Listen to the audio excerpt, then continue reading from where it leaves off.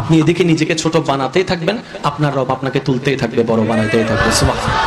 আর একটু জোরে বলেন না সুবহানাল্লাহ। এবার আসেন সূরা বাকারা। বাকারা মানে গাবি, গাবিটা পশুর দলে। এবার কোরআনের সর্বশেষ সূরাটা খেয়াল করেন, সূরা নাস। নাস মানে মানুষ। মওলা পশু দিয়ে শুরু করলা, মানুষ দিয়ে শেষ করলা, ব্যাপার তো বুঝলাম না। রব্বে করিম বলে কোরআন এমন একটি কিতাব, সেটা শুধু সওয়াবের কিতাব নয়, এটাকে নেওয়ার মতো নিতে জানলে, লালন করার মতো করতে জানলে, তুমি পশু হইয়া, অমানুষ হইয়া পড়া শুরু করবা, নেওয়া শুরু করবা, ওয়ান্নাস মানুষ হয়ে তুমি বের হবা। এটার নাম কোরআন। জন্ম আমার নবীর যুগে, দু নয়নের রাসূল পাক দেখিলে হতো, দু নয়নের রাসূল পাক দেখিলে কেমন হতো, জন্ম আমার নবীর যুগে হলে আসতো বেশে হযরতে বিলালের মধুর আযান, যে আজানে ছিল এমন প্রেম মুগ্ধ রহমান, দয়াল নবীর পিছে নামাজ পড়লে কেমন হতো, দু নয়নের রাসূল পাক দেখিলে কেমন হতো, জন্ম আমার নবীর যুগে হলে। উচ্চ আওয়াজ একবার বলেন মারহাবা। এবার একটা মজার বিষয় শুনেন, এটা কোন সাল? 2023 সাল। 1923 সালে আপনি আমি কেউ ছিলাম না, কিন্তু কোরআন ছিল।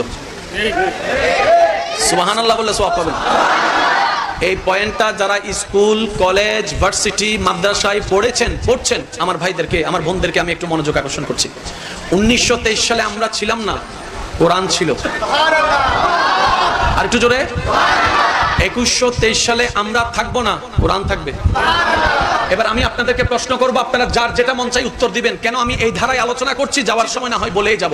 এই স্টাইলে যে মাহফিলটা আজকে হচ্ছে, যে ডেকোরেশন, যে স্টাইলে, এখনকার যে স্টাইলে বিয়ে হচ্ছে, 100 বছর পরে একই স্টাইলে বিয়ে হলে কোন নাতি বিয়ে করবে?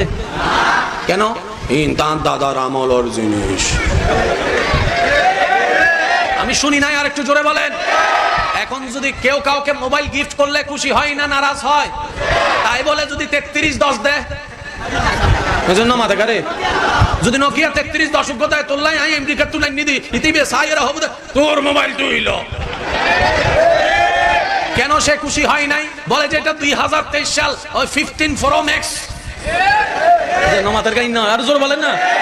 এখন চলছে 15 আইফোন প্রো ম্যাক্স, তারপরে কি স্যামসাং, তারপরে কি অপ্পো, এই ব্র্যান্ডের সেট চলতেছে। কোথায় কি টাচ স্ক্রিনের, তুমি আমারে বাটন দিলা। তার মানে যুগের সাথে তাল মিলিয়ে চলতে হয়। না চলতে জানলে টিকা যায় না, সমাজে অস্তিত্ব থাকে না, দেশে অস্তিত্ব থাকে না, মার্কেটও থাকে না। আজকে থেকে 20 বছর আগে এই সারা বিশ্বের মধ্যে মোবাইলের জগতে অন্যতম একটা রাজত্ব ছিল, তার নাম Nokia brand, Nokia company, Nokia company, Nokia company. সময়ের সাথে তাল মিলাই চলতে পারে নাই, ওকে ল্যাং মেরে ফেলে স্যামসাং উঠে গেল, স্যামসাং এর সাথে টক্কর দিয়ে এখন উঠে গেল আইফোন, ব্ল্যাকবেরি, বিভিন্ন কোম্পানি। তার মানে বুঝতে পারলাম যুগের সাথে তাল মিলাই চলতে হয়, না হয় অস্তিত্ব টিকবে না। যুগের সাথে তাল মিলাই চলতে হয়, না হয় অস্তিত্ব টিকবে না। কিন্তু বড় চমৎকার বিষয়, গত 100 বছরে কত গ্রাম শহর হয়ে গিয়েছে, কত গ্রাম শহর হয়ে গিয়েছে, কত গ্রাম শহর হয়ে গিয়েছে, কত স্কুল হয়েছে, কত কলেজ হয়েছে, কত ভার্সিটি হয়েছে। চুলের স্টাইল চেঞ্জ হয়েছে, কাপড়ের স্টাইল চেঞ্জ হয়েছে, বিয়ের স্টাইল চেঞ্জ হয়েছে, রাস্তার স্টাইল চেঞ্জ হয়েছে, অনুষ্ঠানের স্টাইল চেঞ্জ হয়েছে, মাহফিলের স্টাইল চেঞ্জ হয়েছে। কিন্তু আজকে 1450 বছর যাবত কোরআন তো চেঞ্জ হওয়া দূরের কথা, একটা পারাও চেঞ্জ হয় নাই, একটা সূরাও চেঞ্জ হয় নাই, একটা আয়াতও চেঞ্জ হয় নাই। এবার বুঝাই দেন আমাকে, হাউ ক্যান পসিবল? আশা করি বিবেকে ঢুকবে। চাহিদা পরিপূর্ণ করতে না পারলে চেঞ্জ করা লাগবেই। ভাই একটু জোরে বলতে হবে। যে চাহিদা পূরণ করতে না পারলে আমরা তো মানুষও রাখি না।